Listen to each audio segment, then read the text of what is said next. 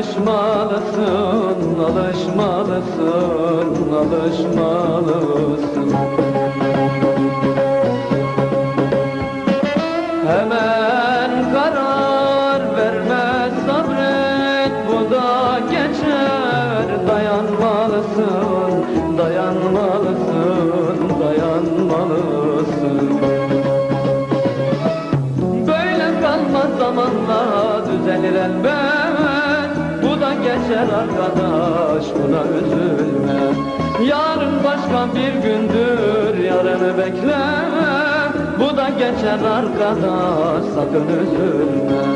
Bu da geçer, bu da geçer. Dayanmalısın, dayanmalısın, dayanmalısın.